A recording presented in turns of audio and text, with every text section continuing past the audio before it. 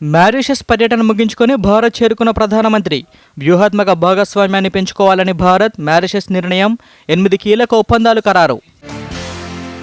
Mauritius అత్యున్నత పౌర పురస్కారం అందుకున్న ప్రధాని నరేంద్ర మోదీ ఈ అవార్డు అందుకున్న తొలి భారతీయుడిగా ఘనత. అభినందనలు తెలిపిన కేంద్ర మంత్రి కిషన్ రెడ్డి. నేడు అసెంబ్లీలో గవర్నర్ ప్రసంగంపై ధన్యవాద తీర్మానంపై చర్చ. ఈ నెల 27 వరకు శాసనసభ బడ్జెట్ సమావేశాలు. 19న బడ్జెట్ ప్రవేశపెట్టనున్న రాష్ట్ర ప్రభుత్వం. హెచ్ఎండిఏ పరిధి విస్తరణ 11 జిల్లాల వరకు పరిధిని పెంచుతూ ప్రభుత్వం నిర్ణయం. పర్యాటక శాఖ పరిధిలో ఉన్న నీరా కేఫ్ను కల్లుగీత ఆర్థిక సహకార సంస్థకు బదిలీ ఒప్పందాలపై సంతకాలు చేసిన మంత్రులు పొన్నం ప్రభాకర్, జూపల్లి కృష్ణారావు. హోలీ పండుగ సందర్భంగా జీహెచ్ఎంసీ పరిధిలో ఆంక్షలు. నిబంధనలు అతిక్రమిస్తే కఠిన చర్యలు తప్పవన్న సిపి అవినాష్ మహంతి. నేడు ఢిల్లీలో విదేశీ వ్యవహారాల శాఖ మంత్రితో సీఎం రేవంత్ రెడ్డి సమావేశం. రాష్ట్రానికి సంబంధించి విదేశీ వ్యవహారాల శాఖతో ముడిపడిన అంశాలపై సీఎం చర్చ.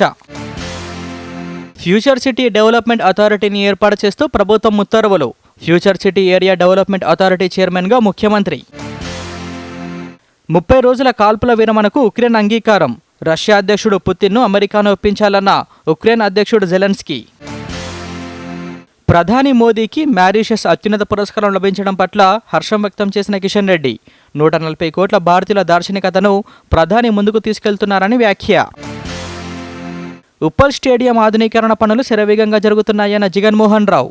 స్టేడియం కొత్త రూపు కోసం 5 కోట్ల రూపాయలు ఖర్చు చేస్తున్నామని హెచ్సిఏ అధ్యక్షుడు వెల్లడి. రైల్ హైజాక్ ఘటనలో బందీలను విడిపించిన పాకిస్తాన్ ఆర్మీ. ఆపరేషన్ విజయవంతంగా ముగిసిందని వెల్లడి. ఎస్ఎల్బీసీ సొరంగంలో హైడ్రాలిక్ పవర్ రోబో ద్వారా సహాయక చర్యలు.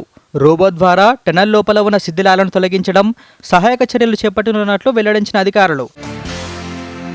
యాదగిరిగుట్ట లక్ష్మీనరసింహస్వామి దేవాలయానికి అరుదైన గౌరవం. ప్రసాదాల తయారీ నాణ్యత ప్రమాణాలలో ఐఎస్ఓ గుర్తింపు. అమెరికాలో నివసిస్తున్న భారతీయులకు అడ్వైజరీ విడుదల చేసిన భారత్. నకిలీ కాల్స్ విషయంలో భారతీయులు అప్రమత్తంగా ఉండాలని హెచ్చరిక. ఆల్ ఇంగ్లాండ్ టోర్నీలో ముగిసిన పీవీ సింధు పోరాటం. తొలి రౌండ్లోనే ఓటమి పాలైన సింధు. రైళ్లలో ఆహార పదార్థాల మెనూ, రేట్ లిస్టు ప్రదర్శన తప్పనిసరి అన్న రైల్వే మంత్రి అశ్విని వైష్ణవ్. ట్రైన్లలో ఆహార నాణ్యతను నిరంతరం తనిఖీ చేస్తున్నామని వెల్లడి. రాష్ట్రంలో పెరుగుతున్న ఎండలు. మరో 3 రోజుల్లో 4 డిగ్రీల వరకు పెరిగే అవకాశం. పలు జిల్లాలకు ఆరెంజ్ అలర్ట్ జారీ చేసే అవకాశం.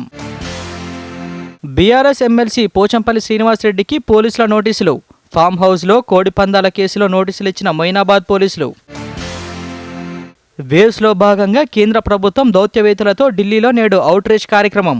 మీడియా, వినోద రంగాల్లో భారత్లో ఉన్న అవకాశాలను వివరించనున్న కేంద్రం.